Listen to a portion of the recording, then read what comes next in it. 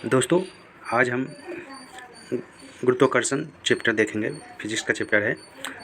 जो भी competitive exam होता है उसमें यहीं से क्वेश्चन आते हैं। एक किरण पब्लिकेशन का है, वन लाइनर अप्रोच समान विज्ञान है, जो कि एनसीईआरटी पे आधारित है। इसमें जो भी एसएससी एग्ज़ाम जो होता है, रेलवे एग्ज़ाम होता है, या फिर स्टेट जहाँ भी साइंस आता है, साइंस में फिजिक्स तो आएगा ही, उसमें जहाँ भी फिजिक्स आएगा उससे ग्रेविटेशन का 1-2 क्वेश्चन रहता ही है। अगर 5 क्वेश्चन फिजिक्स का पूछ रहा है तो 2 क्वेश्चन ग्रेविटेशन से रहेगा, गुरुत्वाकर्षण से रहेगा। तो आज हम ये चैप्टर देखेंगे। और यहाँ से अगर आप रिवीजन कर लेते हैं, एक बार पढ़ लेते हैं, इसे बार बार रिवीजन करते हैं, तो फिर एग्जाम में एक भी क्वेश्चन नहीं छूटेगा गुरुत्वाकर्षण से संबंधित। चलिए स्टार्ट करते हैं। गुरुत्वाकर्षण एक कमजोर अथवा क्षीण मौलिक बल है जो ब्रह्मांड में प्रत्येक कण या पिंड के बीच उनके द्रव्यमान के कारण लगता है। इसे न्यूटन ने अपनी पुस्तक प्रिंसिपिया में प्रकाशित किया था।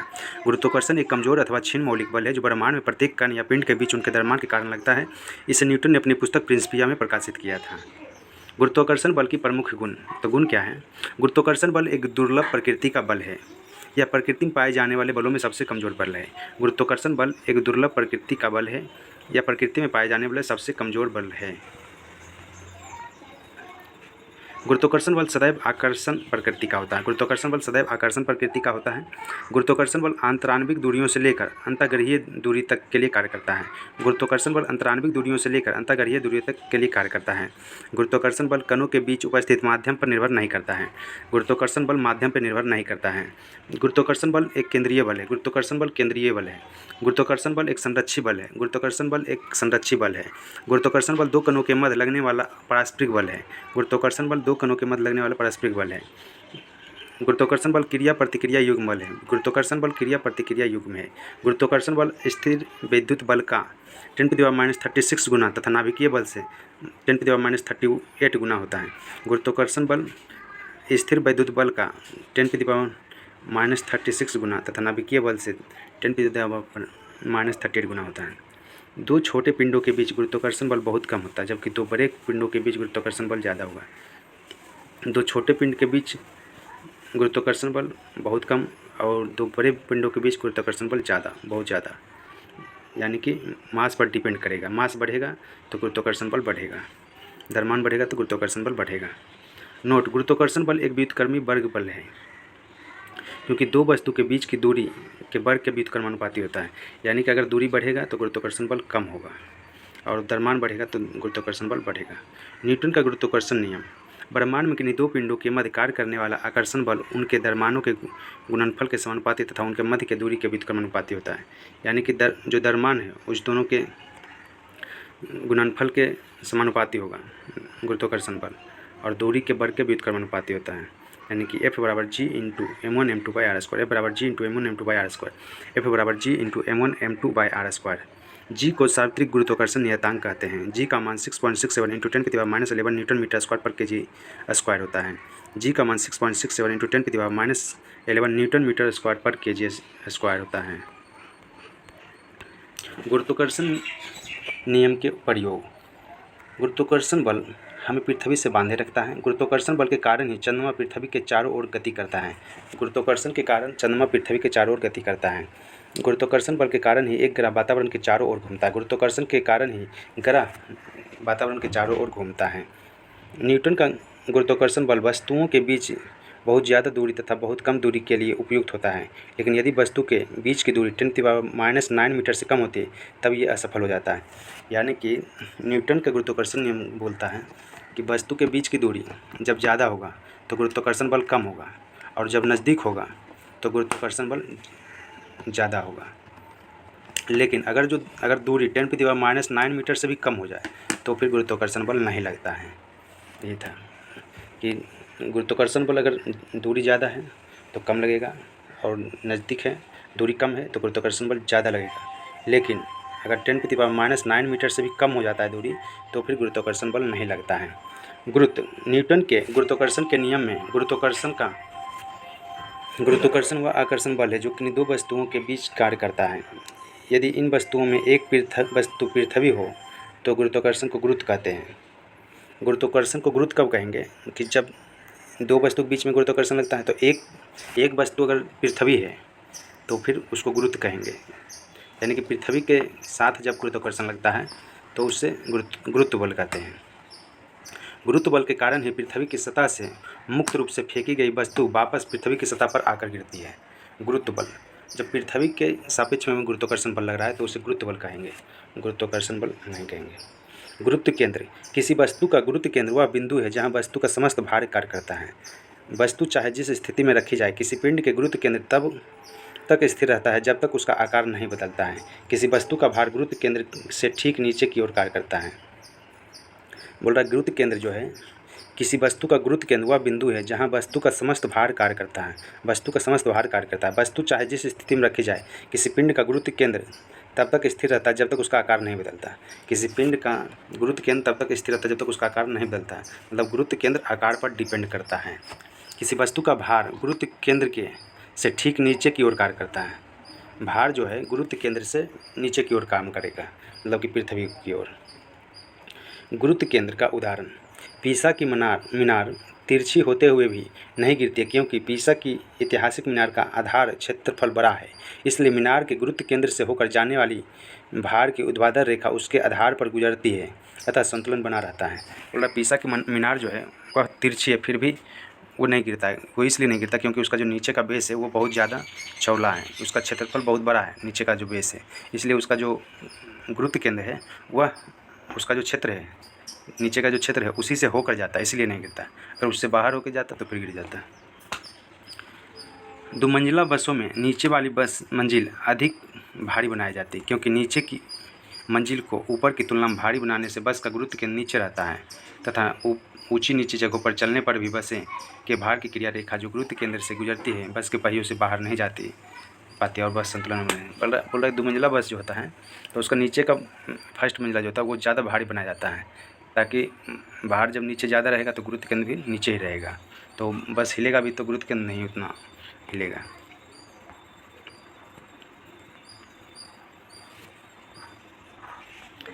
पीठ पर बोझ लादने वाले मजदूर तथा पहाड़ों पर चढ़ते समय मनुष्य को आगे की ओर झुकना पड़ता है। पीठ पर जब आदमी बोझ लादता है या फिर जब पहाड़ पर चढ़ते तो उसको आगे की ओर हम झुकते हैं। क्यों झुकते हैं? क्योंकि हमारा जो गुरुत्व केंद्र है वो मेरे शरीर से होके जाए, पैर से होके जाए। ये सब गुरुत्वाकर्षण के कारण ही होता है। लोहे से लदे ट्रक का संतुलन घास अथवा रुई से लदे ट्रक की अपेक्षा अधिक अस्थायी होता है, इसलिए रुई वाली ट्रक में कुछ भारी पदार्थ रख देते हैं जिससे उसका संतुलन बना रहता है। लोहे से लदे ट्रक का संतुलन घास अथवा रुई से लदे ट्रक की अपेक्षा अधिक अस्थायी होता है, इसलिए रुई वाली ट्रक में भी कुछ भारी पदार्थ रख देते हैं जिससे उसका संतुलन बना रहता है। कुछ नियमित वस्तुओं के गुरुत्व केंद्र, शंक्वाकार ठोस है तो उसका शंकु के अक्ष पर आधार से 1/4 ऊंचाई की दूरी पर रहेगा, और खोखला शंकु है तो शंकु के अक्ष पर आधार से शंकु के अक्ष पे ही रहेगा सेंटर, लेकिन वह आधार से 1/3 ऊंचाई की दूरी पर रहेगा। समांतर चतुर्भुज है तो विकर्णों का कटान बिंदु पर रहेगा। ठोस गोला है तो गोले के केंद्र पर रहेगा। समान छड़ है तो छड़ के अक्ष का मध्य बिंदु रहेगा। त्रिभुजाकार ठोस है तो मध्यिकाओं का कटान बिंदु। वर्गाकार या आयताकार ठोस है तो विकर्णों का कटान बिंदु। वृत्ताकार पटल है तो वृत्त का केंद्र। बेलनाकार ठोस है तो बेलन की अक्ष का मध्य बिंदु। वृत्ताकार डिस्क है तो वृत्तीय फलकों के केंद्रों को मिलाने वाली रेखा। गुरुत्व जनित त्वरण, जब कोई वस्तु पृथ्वी के गुरुत्वाकर्षण बल के द्वारा स्वतंत्र रूप से पृथ्वी की ओर गिरता है तो उस वस्तु के वेग में जो वृद्धि होता है उसे गुरुत्व जनित त्वरण कहते हैं। बोल रहा है कि गुरुत्व जनित त्वरण किसे कहते हैं? जब कोई वस्तु पृथ्वी के गुरुत्वाकर्षण बल के द्वारा स्वतंत्र रूप से पृथ्वी की ओर गिरती है तो उस वेग में जो वृद्धि होता है उसे गुरुत्व जनित त्वरण कहते हैं। इसे जी के द्वारा सूचित किया जाता है। पृथ्वी की सतह पर जी 9.81 मीटर प्रति सेकेंड स्क्वायर होता है, यानी कि 9.8 मीटर पर सेकेंड स्क्वायर होता है। जी का वैल्यू क्या होता है? गुरुत्व त्वरण का वैल्यू होता है 9.8 मीटर पर सेकेंड स्क्वायर होता है। बोल रहा है कि जब कोई वस्तु ऊपर से गिर रहा है स्वतंत्र अवस्था से तो उसका जो त्वरण होगा वो 9.8 मीटर पर सेकेंड स्क्वायर होगा, वो त्वरण होगा स्मॉल जी। गुरुत्वीय त्वरण तथा एवं गुरुत्वाकर्षण में संबंध। गुरुत्वाकर्षण के नियमानुसार पृथ्वी पर पृथ्वी द्वारा वस्तु पर लगाया गया बल G बराबर m1 m2 by R square. M जो है कैपिटल M जो है वो पृथ्वी का मास है और स्मॉल m जो है वो वस्तु का मास है। क्योंकि यह मास बहुत नग्न है, पृथ्वी के अपेक्षा वस्तु का मास बहुत नग्न है, इसलिए उसको ओनली m ही रखते हैं। अब न्यूटन की गति के दूसरे नियमानुसार F बराबर mg, तो दोनों को बराबर कर देंगे, द्रव्यमान इंटू त्वरण। तो mg बराबर इधर भी हो जाएगा g into m1 m2 by R square. तो जो वैल्यू निकलेगा वो निकलेगा स्मॉल g बराबर capital G into m by R square. g बराबर g into m1 m2 by R square, ऐसे करके हम लोग याद रखेंगे।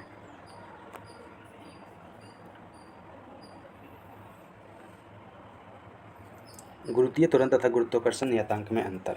गुरुत्वीय त्वरण G किसी पिंड पर पृथ्वी द्वारा आरोपित गुरुत्वीय बल के कारण पिंड में उत्पन्न त्वरण को गुरुत्वीय जनित त्वरण कहते हैं। इसे अक्षर G से प्रदर्शित करते हैं।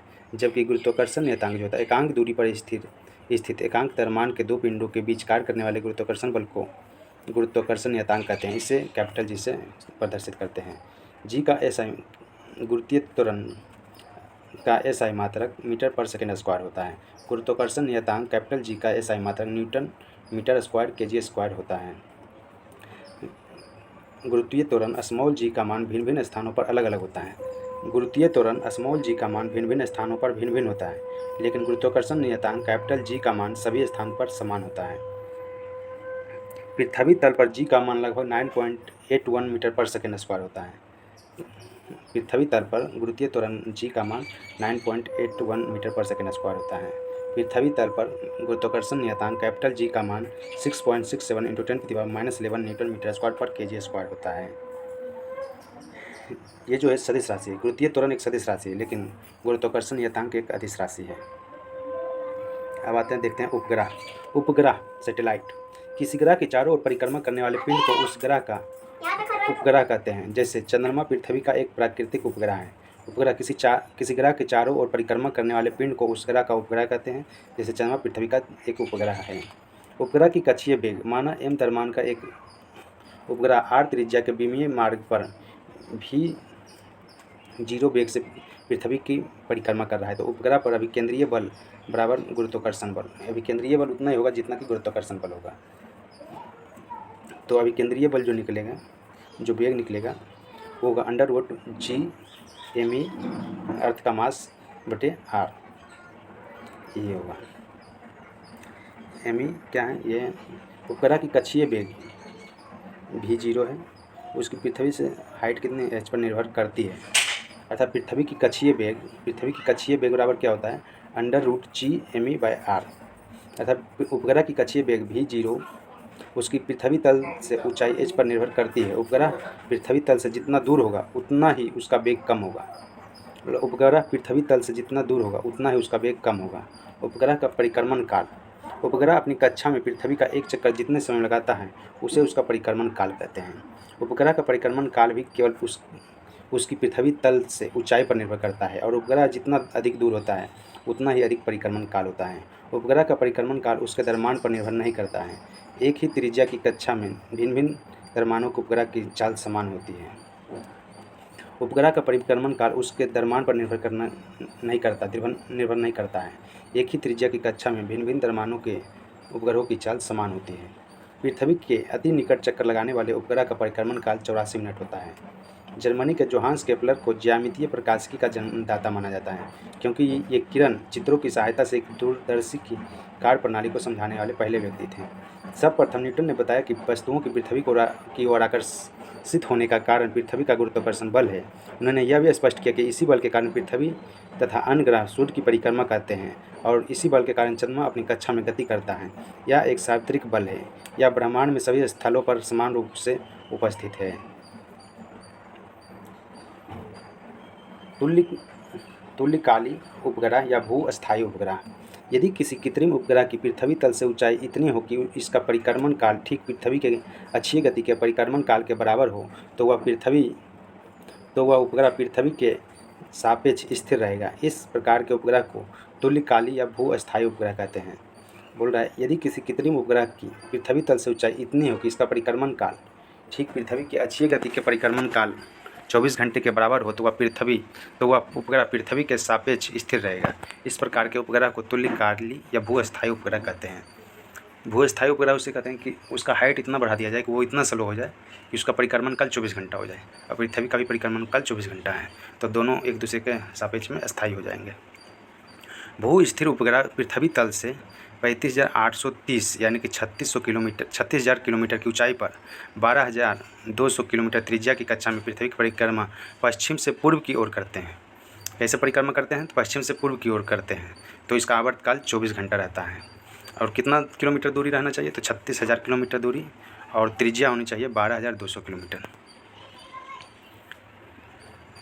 इनसेट 3A, इनसेट 3B तथा इनसेट 3C आदि भारत के तुल्यकालिक उपग्रह हैं। इनका उपयोग दूरदर्शन कार्यक्रमों, दूरभाषी संवादों एवं रेडियो संकेतों को दूर के स्थानों तक संचारित करने के लिए किया जाता है। ध्रुवीय उपग्रह पृथ्वी के चारों ओर ध्रुवीय कक्षा में परिक्रमण करते हैं। ये उपग्रह पृथ्वी तल से 500 किलोमीटर से 8800 किलोमीटर ऊंचाई तक की ध्रुवीय कक्षा में उत्तर से दक्षिण दिशा में परिक्रमण करते हैं। इनका आवर्तकाल 84 मिनट का होता है। ध्रुवीय उपग्रह पृथ्वी के चारों ओर ध्रुवीय कक्षा में परिक्रमण करते हैं। ये उपग्रह पृथ्वी तल से 500 किलोमीटर से 8800 किलोमीटर ऊंचाई तक की ध्रुवीय कक्षा में उत्तर से दक्षिण दिशा में परिक्रमा करते हैं। ध्रुवीय उपग्रह उत्तर से दक्षिण की ओर परिक्रमा करता है, और इसका आवर्तकाल जो होता है 84 मिनट होता है। ध्रुवीय उपग्रह का आवर्तकाल 84 मिनट का होता है और उत्तर से दक्षिण परिक्रमा करता है। उदाहरण: भारत में PSLV श्रेणी के सभी ध्रुवीय उपग्रह हैं। मतलब ध्रुव के चारों ओर ये चक्कर लगाता है, तो इसीलिए उत्तर से दक्षिण लगाते हैं। पलायन वेग: किसी वस्तु को जितने अधिक वेग से फेंकते हैं वह उतनी ही अधिक ऊंचाई तक ऊपर जाता है। यदि वेग को क्रमशः बढ़ाते जाए तो एक ऐसी स्थिति आएगी जब वस्तु गुरुत्वीय क्षेत्र को पार कर अंतरिक्ष में चला जाएगा, पृथ्वी पर वापस नहीं आएगा। इस न्यूनतम वेग को पलायन वेग कहते हैं। पलायन वेग क्या होता है? VE बराबर √2G × RE। पलायन वेग का मान पृथ्वी पर 11.2 किलोमीटर पर सेकेंड होता है। ठीक है, पलायन वेग क्या होता है? भी पलायन वेग पृथ्वी के लिए पलायन वेग क्या होता है? तो √2G × रेडियस RE, अर्थ का रेडियस, √2G × अर्थ का रेडियस जो होगा। पलायन वेग का मान पृथ्वी पर 11.2 किलोमीटर पर सेकेंड होता है। इससे अधिक वेग से फेंका गया वस्तु पृथ्वी पर वापस नहीं आएगा। यानी कि पलायन वेग कितना पृथ्वी के लिए? तो 11.2 किलोमीटर पर सेकेंड है। इससे ज़्यादा स्पीड से फेंक देंगे तो वो वापस नहीं आएगा। पलायन वेग कक्षीय वेग का √2 गुना होता है। इसलिए यदि किसी उपग्रह की चाल को √2 गुना अर्थात 41% बढ़ा दिया जाए तो वह उपग्रह अपनी कक्षा को छोड़कर पलायन कर जाएगा। पलायन वेग कक्षीय वेग का √2 गुना होता है। इसलिए यदि किसी उपग्रह की चाल को √2 गुना अर्थात 41% बढ़ा दिया जाए तो वह उपग्रह अपनी कक्षा को छोड़कर पलायन कर जाएगा। उपग्रहों में भारहीनता: कृत्रिम उपग्रह के अंदर प्रत्येक वस्तु भारहीनता की अवस्था में होता है। और कृत्रिम उपग्रह के अंदर प्रत्येक वस्तु भारहीनता की अवस्था में होती है, अर्थात इसमें बैठे अंतरिक्ष यात्री को भी भारहीनता का अनुभव होता है, क्योंकि उपग्रह के तल द्वारा यात्री पर लगाया गया प्रतिक्रिया बल शून्य होता है। इसलिए उपग्रह के अंदर कोई गिलास से जल पीना चाहे तो वह उसे नहीं पी सकते, क्योंकि गिलास टेढ़ा करते ही उसमें से जल निकलकर बाहर बूंदे के रूप में तैरने लगेगा। इसलिए अंतरिक्ष यात्री को भोजन आदि पेस्ट के रूप में ट्यूब में भर कर दी जाती है, ताकि ट्यूब को दबाकर यात्री भोजन को निगल सकें। यद्यपि चंद्रमा पर भारहीनता नहीं है, जबकि चंद्रमा भी पृथ्वी का एक उपग्रह है, परंतु चंद्रमा पर मनुष्य भारहीनता का अनुभव नहीं करता। चंद्रमा पर G का मान पृथ्वी के G का 1/6 गुना होता है। इस प्रकार चंद्रमा पर व्यक्ति का भार पृथ्वी के भार का 1/6 गुना होता है। चंद्रमा पर व्यक्ति का भार पृथ्वी के भार का 1/6 गुना होता है। G का भार भी वही, G का वैल्यू भी 1/6 ही है, इसीलिए भार भी 1/6 हो जाएगा। केपलर के ग्रहों की गति संबंधी नियम। प्रथम नियम क्या था? कक्षाओं का नियम। सभी ग्रह सूर्य के चारों ओर दीर्घवृत्ताकार कक्षा में परिक्रमण करते हैं तथा सूर्य ग्रह की कक्षा के एक फोकस पर होता है। ये पहला नियम था केपलर का। केपलर का द्वितीय नियम था क्षेत्रफल का नियम, और तृतीय नियम था परिक्रमण का नियम। फर्स्ट कक्षा का नियम, फिर क्षेत्रफल का नियम, फिर परिक्रमण का नियम। तो फिर क्षेत्रफल का नियम देखते हैं। क्षेत्रफल का नियम: किसी भी ग्रह को सूर्य से मिलाने वाली रेखा समान समय अंतराल में समान क्षेत्रफल पार करती है। बोल रहा है कि किसी भी ग्रह को सूर्य से मिलाने वाली रेखा समान समय अंतराल में समान क्षेत्रफल पार करती है। अर्थात ग्रह की क्षेत्रफलीय चाल नियत रहती है। परिक्रमण का नियम क्या था? किसी भी ग्रह का सूर्य के चारों ओर परिक्रमण काल एक पूरा चक्कर लगाने का समय का वर्ग उसकी दीर्घ वृत्ताकार कक्षा के अर्ध अक्ष की तृतीय घात के अनुक्रमानुपाती बनता है, यानी कि t² is proportional to r³। ग्रह सूर्य से जितना अधिक दूर होगा उसका परिक्रमण काल उतना ही अधिक होगा। ग्रह जो है सूर्य से जितना अधिक दूर होगा उसका परिक्रमण काल उतना ही अधिक होगा। जैसे बुध का परिक्रमण काल 88 दिन, जबकि वरुण का परिक्रमण काल 165 दिन। तो केपलर का नियम क्या था? कक्षा का नियम किसने दिया? केपलर का नियम। अब क्षेत्रफल का नियम, ग्रहों के क्षेत्रफल का नियम किसने दिया? केपलर ने दिया। ग्रहों के परिक्रमण का नियम किसने दिया? केपलर ने दिया। फिर द्रव्यमान और भार। द्रव्यमान वस्तु में उपस्थित कुल पदार्थ की मात्रा होती है या वस्तु की जरूरत की माप होती है। भार वह बल है जिससे पृथ्वी किसी वस्तु को अपने केंद्र की ओर खींचता है। द्रव्यमान प्रत्येक स्थान पर अचर होता है, यानी कि नहीं बदलता है। भार वस्तु का भार स्थान पर बदलते रहता है। द्रव्यमान का मात्रक किलोग्राम होता है, जबकि भार का मात्रक न्यूटन होता है, क्योंकि भार एक फोर्स है, mg होता है इसका। द्रव्यमान भौतिक तुला से तौला जा सकता है, भार कमानीदार तुला से तौला जाता है। द्रव्यमान एक अदिश राशि है, जबकि भार एक सदिश राशि है। मुक्त पतन। पृथ्वी वस्तु को अपनी ओर आकर्षित करती है। पृथ्वी के इस आकर्षण बल को गुरुत्वाकर्षण बल कहते हैं। अतः जब वस्तुएं पृथ्वी की ओर केवल इसी बल के कारण गिरती है तो हम कहते हैं कि वस्तुएं मुक्त पतन में हैं। विभिन्न स्थानों पर एक ही वस्तु का भार ऊंचाई पर अधिक ऊंचाई जगहों पर गुरुत्वाकर्षण त्वरण का मान कम होता है, इसलिए वस्तु का भार घट जाता है। ऊंचाई पर जाने से गुरुत्वाकर्षण घटेगा तो भार भी घटेगा, क्योंकि भार बराबर होता है mg। ठीक है। धरती के अंदर किसी खान के अंदर वस्तु का भार घटता है, क्योंकि वस्तु को आकर्षित करने वाली पृथ्वी का द्रव्यमान घट जाता है। किसी खान के अंदर वस्तु का भार घटता है, यानी पृथ्वी सतह से ऊपर जाएंगे या नीचे जाएंगे तो भार भी घटेगा, जी का मान कम होगा तो भार का मान भी कम होगा। ये इसका मेन है थी। पृथ्वी की सतह पर सबसे ज़्यादा जी होगा, तो जी जब ज़्यादा होगा तो भार भी ज़्यादा होगा। पृथ्वी की सतह पर विभिन्न स्थानों पर एक ही वस्तु का भार भिन्न होता है। इसके दो कारण हैं। पृथ्वी का विचित्र आकार। पृथ्वी की आकृति के कारण जी का मान ध्रुवों पर अधिक और विषुवत रेखा पर सबसे कम होता है। बोला कि पृथ्वी का जो सतह है उसमें ध्रुव पर सबसे अधिक होता है, लेकिन विषुवत रेखा पर सबसे कम होता है जी का मान। पृथ्वी का अपने अक्ष पर चारों ओर घूमना। चूँकि पृथ्वी ओमेगा कोणीय वेग से अपने अक्ष पर घूमती है था, प्रभावी गुरुत्वाकर्षण त्वरण का मान विषुवत रेखा पर सबसे कम तथा ध्रुव पर सबसे अधिक होता है। चंद्रमा पर वस्तु का भार पृथ्वी पर वस्तु के भार का 1/6 होता है। पृथ्वी पर कोई वस्तु 60 kg का है तो चंद्रमा पर पृथ्वी पर किसी वस्तु का द्रव्यमान 60 kg का है तो चंद्रमा पर भी उसका द्रव्यमान 60 kg का ही होगा। लेकिन पृथ्वी पर किसी वस्तु का द्रव्यमान लेकिन पृथ्वी पर किसी वस्तु का भार 60 kg है तो चंद्रमा पर उसका भार 10 kg होगा, 1/6 होगा। तो भार चेंज करेगा लेकिन द्रव्यमान चेंज नहीं करेगा। अंतरिक्ष में वस्तु का भार शून्य होता है। लिफ्ट में पिंड का भार, जब लिफ्ट त्वरण ए से ऊपर की ओर जाती है तो लिफ्ट में स्थिर व्यक्ति